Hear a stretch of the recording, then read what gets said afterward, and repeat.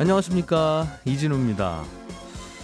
여러분들 모두 은퇴를 대비해서 국민연금, 퇴직연금 이건 자동으로 부어지고 계실 거고, 별도로 개인연금을 따로 가입해서 또 붙고 있는 분들도 많이 계시죠.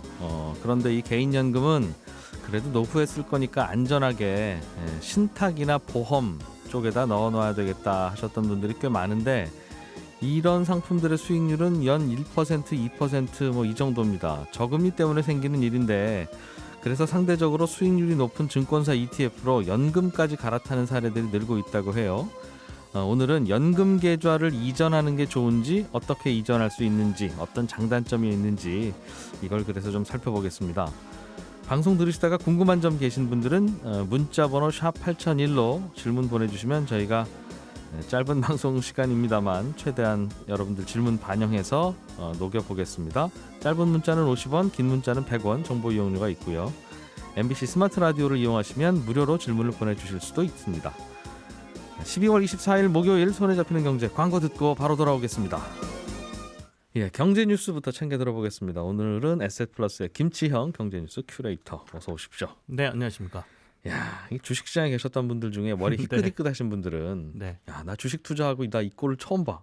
그런 분들 꽤 많으셨을 거예요. 어제 LG전자라는 네. 회사가 상한가를 기록했는데 예전에 15%나 10%가 상한가였던 시절에서도 보기 드물었던 그렇습니다. 그런 일을 30%가 하루에 올라버리는 일이 벌어졌어요. 거의 LG전자만 놓고 보더라도 12년 만에 주가가 상한가가 나왔고요. 말씀하신 대로 30%로 조정된 이후에 시총이 10조 원 이상 되는 회사가 이렇게 상한가 나온 건 저도 거의 처음 본 게 아닌가 싶기도 하거든요. 이건 뭐 정확한 데이터는 아닙니다만 어제 이제 LG전자가 세계 3위의 자동차 부품 업체인 캐나다의 마그나 인터내셔널이라는 회사하고 합작법인을 설립한다는 내용을 발표하자 주가가 굉장히 많이 올랐습니다. 뭐 29점 몇 프로 뭐 이렇게 올랐으니까 상한가를 기록했다라고 보시면 되겠고요. LG전자가 원래 자동차 부품 사업도 했는데 그렇습니다. 그 자동차 부품 사업부를 물적 분할을 해서 떼고 그거랑 오늘 방금 말씀해 주신 캐나다의 마그나 인터내셔널이랑 합쳐서 지분율 반반이 되는 이른바 동업회사를 만들자, 그 얘기죠? 지분율은 이제 LG가 51%를 가지니까요. 경영권도 LG가 가질 것 같고요. 합작회사는 이런 방식으로 말씀하신 대로 물적 분할을 해서 100% 자회사를 만들어 놓으면 100% 지분을 LG전자가 가지고 있잖아요. 이 중에 49%를 마그나라는 회사에다가 파는 거죠. 파는 금액은 약 5,016억 원이다. 이렇게 어제 공시를 통해서 밝혔거든요. 그러니까 그 회사의 지금 가치를 1조 원 조금 넘게 받다. 물적 분할한 회사를 이렇게 볼 수 있겠고요. 그러면 이제 이 회사에서 무엇을 하느냐?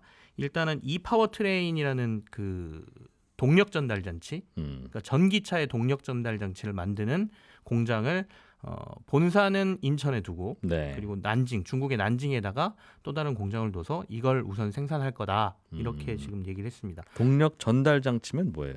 뭐 체인 그런 건가요? 아니요.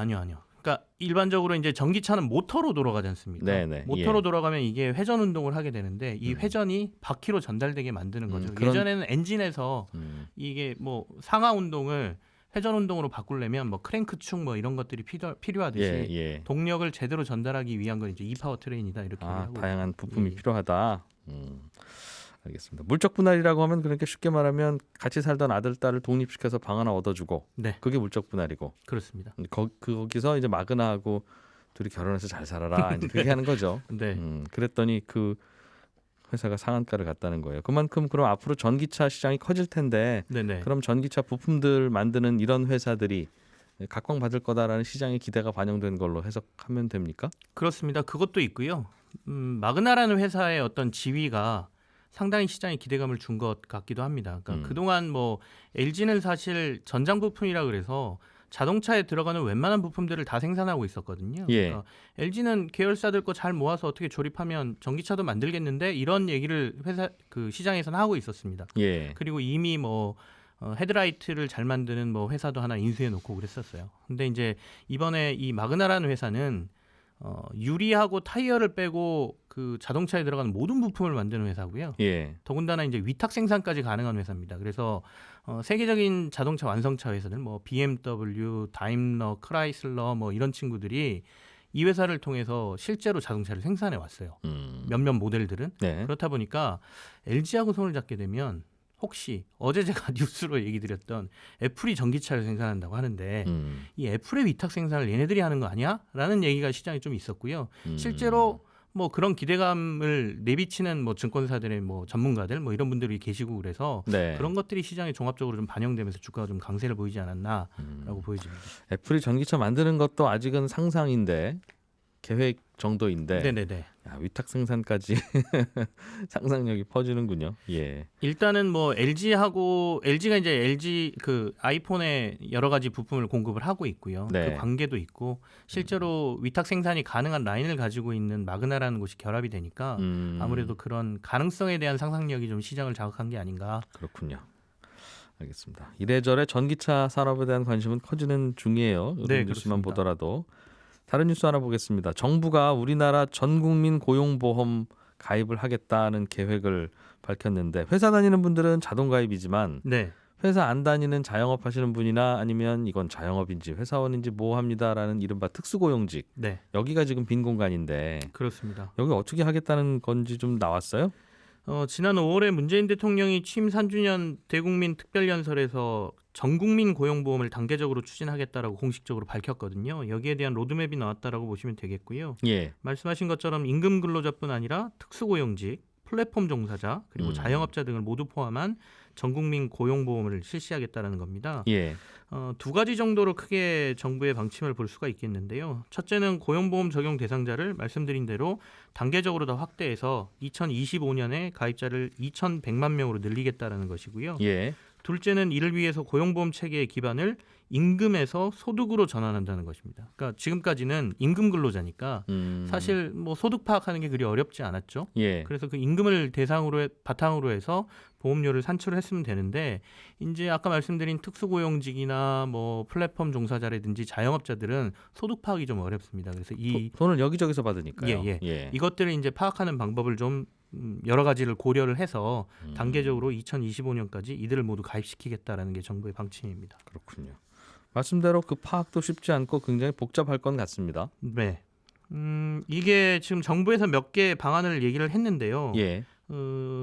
특수고용직 중에는 보험 설계사 같은 분들은 이제 사업주가 매월 소득을 원천 징수를 하고 있거든요. 할 수 있죠. 뭐 특정 아무래도 회사에 조금 소속되어 있으니까. 파악이 좀 쉽습니다. 그래서 그거는 이제 매월 소득 이 원천 징수를 기반으로 해가지고 해보겠다라고 얘기를 했고요.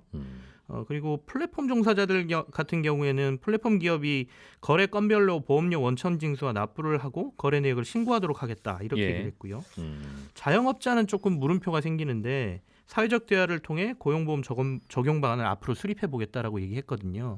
그렇다 보니까 이제 앞으로 어떻게 적용할지 그리고 얼마나 또 이 보험료가 부담이 될지에 대한 고민들이 생기고 예. 결국에는 최근에 건강보험이 굉장히 많이 올랐다라고 해서 많이들 고민들 하셨잖아요. 그게 어떻게 보면 건강보험료가 그게 어떻게 보면 소득 기반이거든요. 그래서 이런 부담을 그 지금 말하는 특수고용직이나 플랫폼 종사자들이나 이런 분들이 물론 보험이라는 게 위험을 대비하는 거지만 얼마나 환영할지에 대한 고민도 좀 해봐야 되는 상황입니다. 그러게요. 뭐 고용보험 재정 문제도 고민해야 될 것 같고. 그렇습니다. 전국민 고용보험을 하는 가장 원칙적인 원론적인 방법과 비결은 일자리를 많이 만들면 돼요. 네네. 그럼 여기서 그만두더라도 저일 하면 되니까 그게 전국민 고용보험이잖아요. 물론 다쳐서 그렇습니다만. 이제 뭐 어려워서 그렇게 못 네네네. 다니시는 분이야 어쩔 수 없겠습니다만. 다른 뉴스 하나만 좀 더 보죠. 짧은 거. 그럴까요? 지금 기업회생 절차를 쌍용차가 신청을 했다라고 뉴스를 전해드렸는데요. 예. 회생 절차 신청이 전해지면서 부품업체들이 제품 납품을 거부하면서 생산이 중단됐습니다. 이것도. 참 더 어려운 상태로 빠질 것 같아서 좀 안타깝긴 한데요. 어쨌든 정상적인 생산 판매 등의 활동이 유지돼야 부품업체들도 대금을 받을 수가 있기 때문에 외상으로 주던 부품 이제 외상 못 준다 이 말이군요. 네네. 예. 그리고 부동산 보유세 등의 과세의 근간인 표준지 공시가가 14년 만에 내년에 가장 크게 오를 것 같다. 지금 한 10.3% 정도 오를 것 같다라는 얘기가 나오고 있습니다. 땅값에 세금 매기는 기준 가격인 공시지가가 이렇게 오르면 그렇겠네요. 뭐 단독주택 이런 것들은 특히 더 내년에는 기준시가 좀 오르겠군요. 에셋플러스의 김치형 경제뉴스 큐레이터였습니다. 고맙습니다. 네, 감사합니다. 요즘 금리는 낮아지고 주식시장은 오르고 이러면서 내 개인연금, 뭐 퇴직연금 이런 곳을 이것도 주식에다 좀 굴릴 수 없나? 그게 차라리 낫지 않을까 하는 생각을 하시는 분들이 꽤 많습니다. 직접 투자를 하시지 않더라도. 그래서 그러면 그동안 붙던 연금을 어딘가로 이제 옮겨서 주식 투자를 할 수 있는 계좌로 옮겨야 될 텐데 그건 또 어떻게 하는 건지도 궁금하시죠? 오늘 행복자산관리연구소 김현우 소장과 함께 그걸 좀 알아보겠습니다. 어서 오세요. 네, 안녕하세요. 연금저축이라고 하면 연금 받으려고 저축하는 건데 네. 딱 맞습니다. 그런데 연금 저축 요 네 글자가 들어가면 예. 우리 연말정산 음. 혹은 종합소득세 신고할 때 세액공제를 받을 수 있는 상품이다. 이렇게 보시면 되고요. 예. 그냥 보험사에서 가입하는 연금 저축 요 네 글자가 안 들어간 연금 보험은 예. 그런 세액공제 혜택 없이 비과세 혜택 주는, 오늘 말씀드릴 건 나라에서 세금을 깎아주는, 소득세를 깎아주는 연금 저축의 얘기고 예. 그 중에서도 이제 여러 가지가 있기는 합니다. 예전에는 은행에서 하는 연금저축 신탁이라는 게 있었고 증권사에서는 보통 연금저축 펀드 그리고 네. 보험사에서는 연금저축 보험 이랬는데 연금저축 신탁은 2018년 1월 1일 이후에는 가입이 중단됐고요. 사라졌고요. 그 은행에다가 넣는 거 말하는 거죠? 그런데 예. 이제 사실은 경계가 허물어져서 은행에서도 연금저축 펀드 계좌를 취급하기는 합니다. 하지만은 그 안에 담을 수 있는, 그러니까 사실은 펀드 신탁 이 보험 이걸 구분하는 건 연금저축이라는 걸 가입했는데 그 돈이 어떤 방식으로 굴러가느냐 그게 핵심이거든요. 근데 그래서 그게 제일 중요하잖아요. 그렇죠. 예. 그래서 은행 가서 가입을 했다라고 하더라도 그게 이제 펀드로 굴러가면 연금저축 펀드다라고 보시면 되고 앞서 말씀해주신 뭐 주식에 투자한다라고 한다면 연금저축 펀드 계좌를 통해서 주식형 펀드나 이렇게 간접으로 투자하거나 아니면 ETF를 통해서 이제 투자를 하는 방법이 있다. 예. 이렇게 보시면 됩니다. 아마 이 연금저축 신탁, 연금저축 펀드, 연금저축 보험이 셋 중에 하나는 네. 아마도 직장 다니시는 분들은 대부분 연말정산 때 급하게 가입하신 분들이 꽤 있을 거고 예, 많이 계실 거예요. 자영업 하시는 분들도 가입하면 좋은 이유가 있어요? 이것도 나중에 종합소득세 신고할 때 예. 똑같이 이 예. 소득세를 16.5% 많게는 적게는 13.2% 돌려주는, 예. 깎아주는 그런 혜택이 있습니다. 그렇다면 대부분 가입하고 계실 거고 그렇죠. 그러면 오늘의 주제는 이건 가입하고 있는데 이건 주식 투자가 안 되는 뭐 연금저축 보험이라든가 네. 연금저축 신탁일 경우에는 혹시라도 연금저축 펀드로 옮겨보자. 네. 나중 일이 어떻게 될지 나는 모르지만 그래도 매일매일 주가가 오르는 걸 이제는 참을 수 없다. 그렇게 볼 수도 있고요. 예. 근데 뭐 연금저축 펀드 같은 경우에는 꼭 주식에 들어가지 않더라도 채권에 들어가는 안정적인 그렇지만 수익은 낮은 그러니까 예금이자 정도 기대하면서 그럴 거면 남아 있고요. 안 그렇죠. 가고요. 예. 뭐 그런 것들도 있으니까 뭐 반드시 꼭 펀드가 위험하다 혹은 뭐 주식으로 투자한다. 알겠어요. 그거는 아닙니다. 그럼 옮겨가면 네. 옮겨가면 이제 그 안에 들어있는 네. 돈으로는 주식 투자를 할 수 있는 겁니까? 그런데 일반적으로 직접 종목을 개별 종목을 살 수는 없고요. 아까 말씀드린 일반 공모 펀드들, 은행 가면 예. 우리가 펀드 그냥 일반적으로 가입할 수 있는 거 있잖아요. 그것들이 들어있는 게 일반적이고 그 외에 이제 조금 이 폭이 넓어진 게 ETF. 상장지수 펀드를 뭐 인덱스 펀드의 종류이긴 하지만요. 예. 그런 것들에 투자를 할 수 있는 증권사들도 지금 많이 늘어났습니다. 그러니까 연금저축 펀드를 취급하는 증권사만 한 31개의 증권사가 되는데 예. 이 중에서 한 8개 정도의 증권사가 현재 ETF로 투자를 할 수가 있어요. ETF는 종류가 여러 가지이긴 한데 예. 우리나라 주식시장 지표인 코스피가 오르는 대로 그대로 따라가는 ETF도 있고 예, 뭐 금값을 따라가는 ETF도 있고 코스닥을 따라가는 것도 뭐, 있고 맞습니다. 코스피 2배 따라가는 것도 있는데 네, 뭐 거꾸로 가는 것도 있는데 지금 예. 말씀해주신 2배 따라가거나 거꾸로 가는 이런 ETF들은 제외를 하고 예. 국내에 상장돼 있는 대부분의 ETF들은 다 들어있다. 가능하다. 다만 이제 증권사별로 또 차이는 있어요. 뭐 어느 그렇겠어요. 증권사는 뭐 300개까지도 가능한데 어떤 증권사는 뭐 100여 개까지밖에 안 된다. 이 차이는 있지만 일단 원칙적으로는 2배로 가거나 거꾸로 가는 레버리지나 인버스 ETF를 제외하고는 네. 우리나라에 상장돼 있는 ETF는 다 투자가 가능하다. 이렇게 알겠습니다. 보시면 됩니다. 그럼 내가 연금저축 신탁이나 연금저축 보험이 있으면 네. 일단은 그런 ETF에는 투자를 못하니까 그렇죠. 일단 연금저축 펀드로 갈아타고 네. 그리고 나서 그 안에서 남아있는 돈으로 ETF에 투자하자. 네. 그렇게 하는 방식이 있죠. 투자하시라는 건 아니고 그런 예. 방법이 있다는 이런 겁니다. 방법이 있다는 겁니다. 다만 그렇게 지금 말씀하신 것처럼 이미 연금저축 보험이나 연금저축 신탁을 가입하신 분들이 이제 옮겨 오시려면 보통 금융상품은 깨고 기존에 네. 가입했던 걸 깨고 그 돈으로 뭐 다시 가입하잖아요. 근데 연금저축 같은 경우에는 기존에 세액공제 혜택을 받았었기 때문에 네. 이걸 깨게 되면 여지껏 받았던 세액공제 혜택 그 이상을 토해낼 수도 있거든요. 그래서 깨지 않고 금융기관을 이전할 수 있는 계좌 이체 제도 예. 혹은 계좌 이전 제도라고도 부르는데 이런 제도가 있습니다. 그건 어떻게 하는 겁니까? 요거는 이제 절차가 굉장히 간단해졌어요.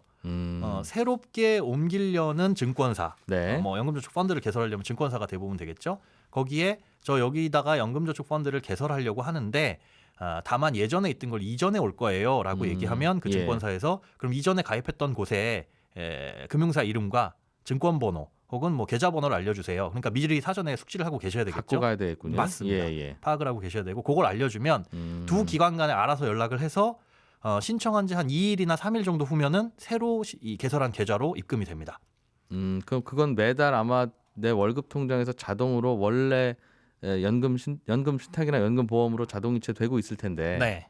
그게 그렇게만 하면 자동으로 다시 이제 연금저축 펀드로 넘어온다는 겁니까? 기존에 예를 들어 한 매달 10만 원씩 쭉 버가지고 한 5년 동안 버서 600만 원 정도가 쌓여 있다. 그러면 그걸 옮겨올 수는 있는데 네. 새롭게 개설하는 그 기관에서 한 달에 얼마 넣을씩은 거기서 이제 정하셔야 돼요. 그렇겠어요. 알겠습니다.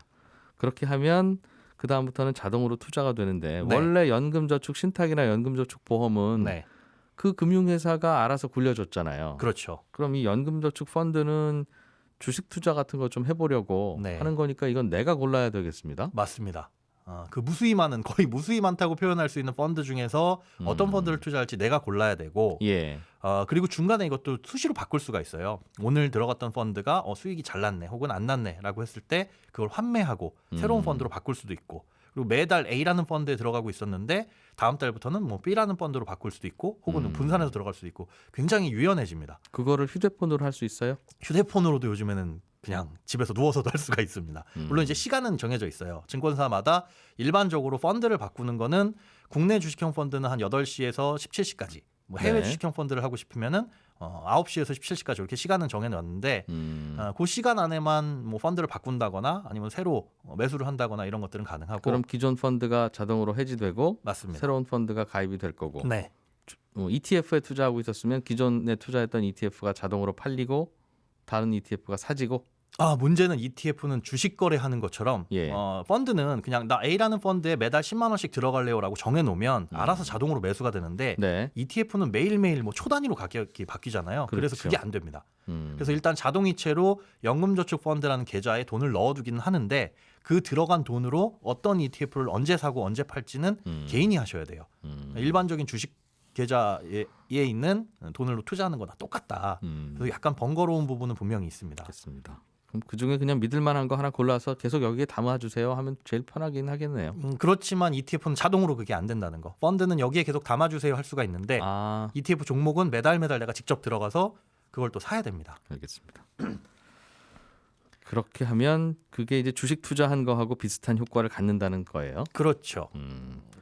연금저축 펀드에서 펀드를 이리저리 갈아탈 때 이른바 갈아타는 비용, 네. 뭐 수수료 이런 거는 비싸지는 않습니까? 펀드를 갈아탈 때 비용은 없습니다. 그 해당 펀드에 녹아져 있는 뭐 보수라든가 이런 것들이 보통 예. 한 0.5에서 한 1% 많아 봐야 그렇게 되어 있는데 그거 말고 갈아탈 때 A라는 펀드에서 B라는 걸 갈아탈 때 별도의 수수료를 받거나 하지는 않아요. 예. ETF도 그런데 마찬가지로 우리가 주식 계좌를 개설을 하고 ETF를 사고 팔면 이 증권사에서 정한 수수료가 있잖아요. 예. 주식 매매하는 것처럼 그런 것처럼 연금 계좌에서도 ETF를 사고 팔면은 수수료가 발생을 합니다. 다만 이제 증권사별로 고객 유치 차원에서 지금 이벤트성으로 저희 뭐 1년 동안은 무료로 해드릴게요. 이런 증권사는 있기는. 예. 하지만 그 이벤트 기간이 아니라면 끝난다면 수수료를 별도로 내셔야 되고 그 수수료는 내 연금 계좌 안에 있는 예수금에서 빠져나갑니다. 별도로 이제 돈을 입금시키진 않아도 되고요. 수수료율이 어느 정도? 굉장히 낮아요. 그냥 유관기관 수수료 정도라고 부르는 수수료 있죠. 그 정도 받는 게 일반적이고 많이 알겠어요. 받아봐야 제가 보니까 0.014 정도? 그러니까 티는 안 납니다. 네, 그 정도 알겠습니다. 수수료 받더라고요. 문자로 중요한 질문들이 좀 왔어요. 네. 일단 2591번님께서 지금 은행 연금 보험을 들고 있는데 네. 연말 소득공제 된다고 해서 가입했는데 별로 도움 안 되는 것 같다. 네. 해지하면 손해냐? 네. 많이 손해라고 말씀 주셨죠? 결론은 손해입니다. 여지껏 받았던 세액공제 혜택을 다 토해내야 되는데 만약 이분이 세액공제를 신청 안 하셨거나 소득이 없어서 세액공제 혜택을 안 받았다. 그러면 토해낼 건 없어요. 그러나 연말 소득공제 때문에 가입하셨다고 하니까 그러면 소득공제를 받으셨겠죠? 연말정산 때? 다 토해냅니다. 그동안 받으셨던 거. 그렇죠. 그래서 이런 분들은 납입하기 싫다 이러면 연금저축 펀드로 이전을 해서 안전한 쪽에 넣어두시되 예. 납입을 중단할 수가 있어요. 보험은 납입 중단이 어렵거든요. 그런데 펀드로 이전하시게 되면 신규 납입은 안 해도 되니까 그것도 한 가지 방법이 될 수 있습니다. 4825번님은 그동안 연금저축보험에 가입을 하셔서 2008년부터 계속 붙고 계셨대요. 네. 이제 5년 있으면 연금 받아야 되는 나이인데 지금 증권사로 이동하면 혹시 이거 보험 깨는 것처럼 손해가 큰 건 아닙니까? 그렇진 않습니다. 이제 연금 계좌를 이전을 할 때 예. 보험에서 계약한 이 시점으로부터 가입한 예. 시점으로부터 7년 이내면은 지금 말씀하신 중도 해지에 대한 어떤 페널티가 있어요. 예. 근데 이분이 2008년에 가입하셨으니까 그 7년은 지나셨죠. 음. 그러니까 보험사에서 매기는 자체적인 어떤 수수료는 없고 음. 이게 깨는 게 아니기 때문에 이동했을 때는 뭐 별도의 세금이나 이런 페널티는 없습니다. 괜찮다. 네, 그래서 옮기시고 연금으로 받을 때는 증권사가 조금 더 유연합니다. 그러니까 한 달에 한 20만 원씩 받을래요 하다가 상황이 안 좋아지면 뭐 30만 원씩 받을래요 이렇게 유연하게 매달 바꿀 수도 있어서 나중에 받을 때. 네, 연금으로 받으실 때도 연금저축 펀드로 이동을 하시는 게 활용이 조금 더 유연하다고 볼 수 있습니다. 연말정산용으로 가입한 것 중에 연금저축 보험인 경우에는 7년 동안은 안 움직이는 게 낫다는 말이기도 하네요. 맞습니다. 7년 이내에는 수수료가 괜히 더 부과가 되니까 예. 조금 시간이 남으신 분들은 일단 5만 원 정도로 납입을 최소로 줄여놓고 예. 그 7년이라는 시간이 지나가게 되면 그 이후에 이전하시는 알겠습니다. 게 가장 유리하죠. 오늘은 연금저축 보험, 연금저축 신탁, 연금저축 펀드 이렇게 연말정산을 위해서 가입하는 연금 상품을 네. 어떻게 움직일 수 있느냐. 주식시장이 뭐 오늘까지 좋았다고 해서 내일부터 또 좋으라는 법은 없잖아요. 그렇죠. 모르는 상황이긴 하지만 그거 어떻게 하는지 요령을 가르쳐 주신 거예요. 네, 맞습니다. 무슨 얘기하는 건지 하나도 모르겠어요 하는 분들은 이거 가입 안 하신 분들인데 혹시라도 직장 다니시는 분들 중에 연말정산 때도 또 해야 되니까 예. 한번 살펴보시기 바랍니다. 행복자산관리연구소 김현우 소장이었습니다. 고맙습니다. 네, 고맙습니다. 네, 여러분 저는 또 내일 아침 8시 30분에 뵙겠습니다. 이진우였습니다.